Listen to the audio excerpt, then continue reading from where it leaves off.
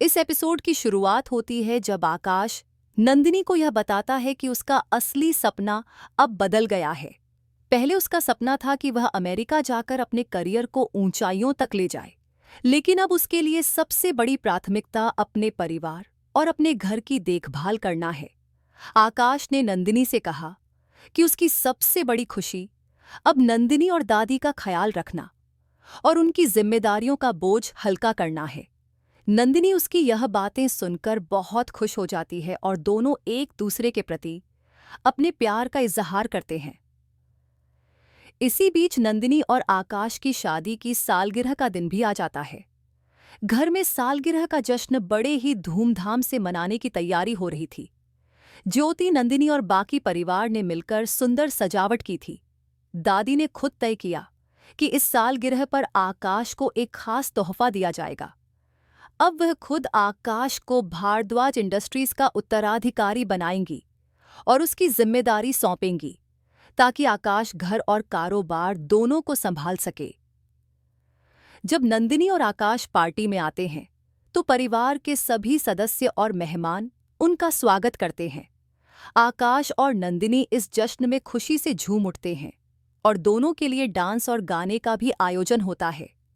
परिवारजनों के साथ आकाश और नंदिनी के डांस करते हुए माहौल पूरी तरह खुशियों से भरा था। लेकिन तभी जश्न के बीच में अचानक इमरती देवी, आकाश की बड़ी दादी, की धमाकेदार एंट्री होती है। इमरती देवी की उपस्थिति ने माहौल को एकदम से बदल दिया। उनका चेहरा गंभीर और रौबदार था और उनके साथ सुरक्षाकर्मियों की टीम थी, जैसे किसी नेता की सुरक्षा हो। उनकी उपस्थिति से सभी हैरान रह गए। आकाश ने दादी से पूछा भी कि क्या उन्होंने किसी नेता को बुलाया है, लेकिन दादी ने इनकार कर दिया। फिर इमरती देवी ने सबके सामने खुलासा किया कि वह इस घर और कारोबार की असली मालिक है और सुमित्रा के पास किसी भी प्रकार का अधिकार नहीं है कि वह कारोबार और घर की जिम्मेदारियां आकाश और नंदिनी को सौंपे।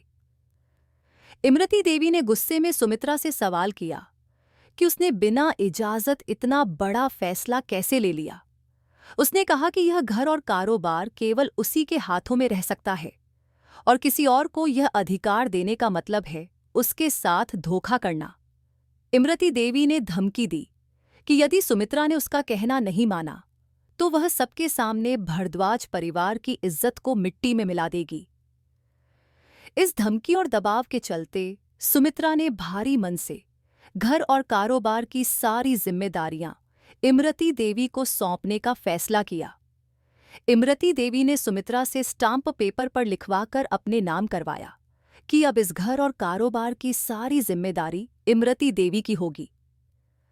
दादी ने इस दस्तावेज पर हस्ताक्षर कर दिए और इमरती देवी ने उसे सबके सामने बड़े गर्व के साथ पढ़कर सुनाया। इस घोषणा ने आकाश और नंदिनी को निराश कर दिया और उनका दिल टूट गया कि जिस पर उन्होंने हमेशा भरोसा किया उसी ने उनके अधिकार को छीन लिया।